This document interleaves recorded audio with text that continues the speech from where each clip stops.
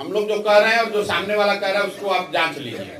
तेजस्वी जी ने कहा कि यहाँ की महिलाओं को 2500 रुपया महीना दे देंगे। अब आप लोग के सबके पास मोबाइल है, मोबाइल में कैलकुलेटर है, जरा जोड़ना शुरू कीजिए। बिहार में 6 करोड़ महिलाएं हैं। अगर बच्चियों को हटा दें तो करीब करीब 5 करोड़ महिला हुई। 5 करोड़ महिला को अगर आप 2500 रुपया महीना देंगे तो टोटल बजट साल का आएगा 1,55,000 करोड़। बिहार का योजना बजट जो है वो 1 लाख करोड़ के आसपास का है। तो 1 लाख करोड़ का बजट है, उसमें 1.5 लाख करोड़ रुपया माई बहन योजना में दे देंगे। 200 यूनिट आप बिजली फ्री दे देंगे तो वो पैसा कहां से आएगा? उसके मुकाबले जन स्वराज क्या कह रहा है? जन स्वराज कह रहा है कि हम 10 बरस में बिहार में नई शिक्षा की स्थिति क्रिएट करेंगे और जब तक नई शिक्षा व्यवस्था नहीं बनेगी तब तक ये हर व्यक्ति को ये सुविधा होगी कि आप सरकारी विद्यालय अगर ठीक नहीं है, प्राइवेट में अपने बच्चे को भेजना चाहते हैं तो प्राइवेट स्कूल में भेजिए। फीस जो है वो सरकार भरेगी। क्यों कह रहे हैं?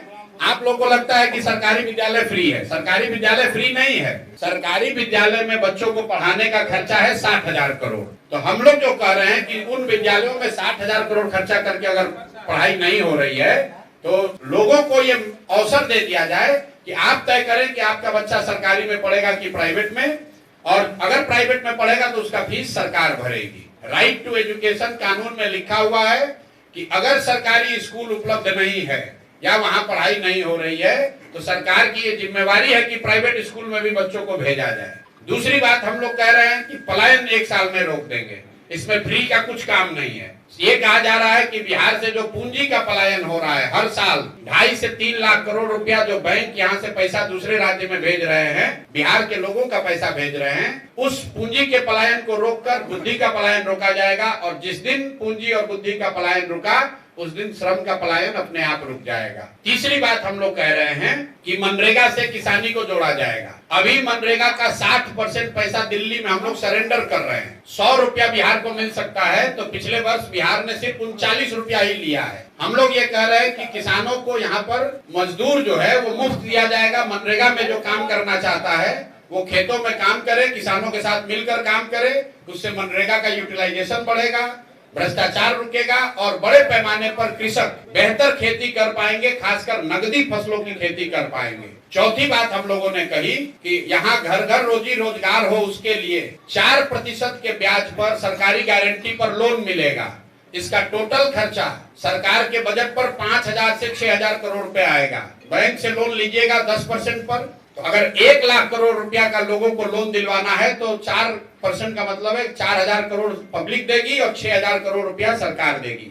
तो 6,000 करोड़ रुपया के बजट में प्रावधान से लोगों को 1 लाख करोड़ रुपए का ऋण एडिशनल मिलने लगेगा।